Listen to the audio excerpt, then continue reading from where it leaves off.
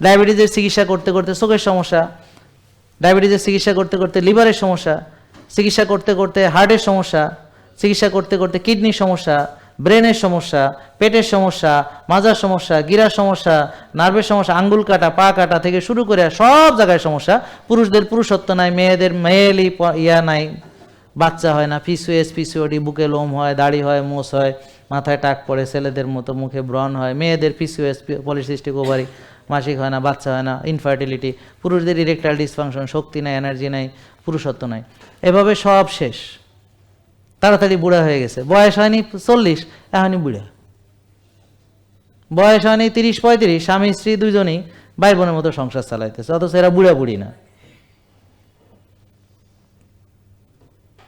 আর গ্রামে যান, দেখবেন যে আরো বয়স্করা এই শীতকালেও সকালে গোসল করতে আসে স্বামী স্ত্রী। তাহলে আপনারা কোন জায়গায় আছেন? আপনাদের অবস্থা খুব খারাপ। আপনাদের এখানে গিজার আছে, কত কি আছে, তাও আপনাদের কিছুই নাই, আসল কামই বন্ধ।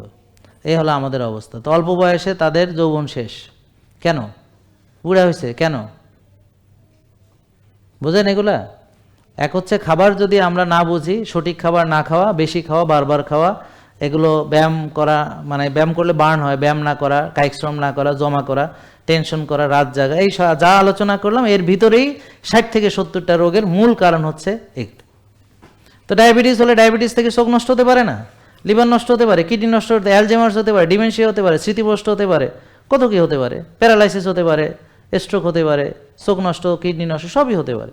তো তাহলে শরীরে সব না, এমনকি ডার্মাটাইটিসও হয়, একজিমা হয়, কত কি, বুঝতে পারছেন?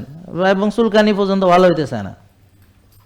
এমনকি যে আঙ্গুল কেটে গেলে আঙ্গুল কেটেই ফেলতে হয়, যে আর জোড়াই লাগে না, সেপটিক হয়ে যায়, ইনফেকশন হয়ে সেপটিক হয়ে যায়। পায়ে একটা কাটার গুঁতো লাগছে, পরে পায়ে কেটে ফেলতেছে, এরকম হয় কিনা, তাই না? তাহলে এখন আমরা বুঝলাম তো কিভাবে হয়। তাহলে এখন আমরা কি করব?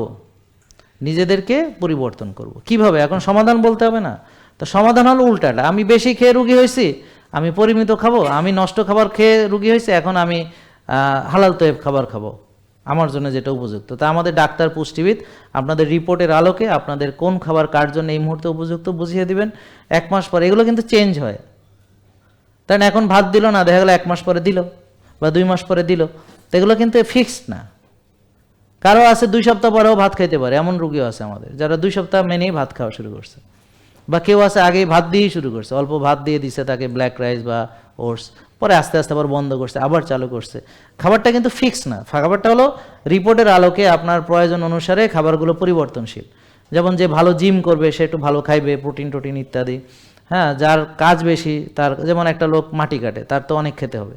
একটা লোক ইট ভাঙে, তার তো অনেক খেতে হবে, তাকে তো আর আমরা ভাত নিষেধ করলে হবে না।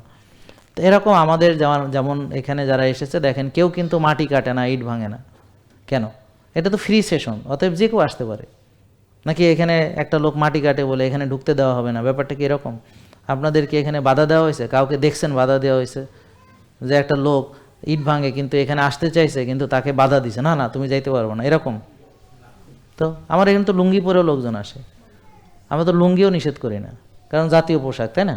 সায়েন্টিফিক, এটা নিয়ে আরেকদিন বলবো, লুঙ্গি কেন সায়েন্টিফিক। তারপর মেয়েরা যে পরে সায়া বলে, ওইটা কেন সায়েন্টিফিক, এগুলো কিন্তু সায়েন্টিফিক।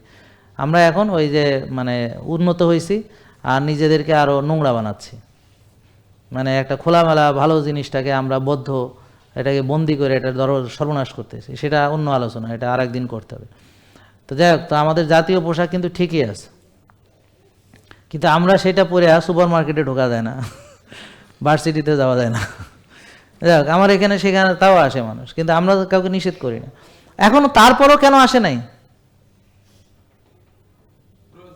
ইয়েস, প্রয়োজন নাই, কারণ তারা পরিশ্রম করে। আসছে কারা? যারা পরিশ্রম করে না। জেকে লাইফস্টাইল লিমিটেড, ওষুধ মুক্ত সুস্থ জীবন।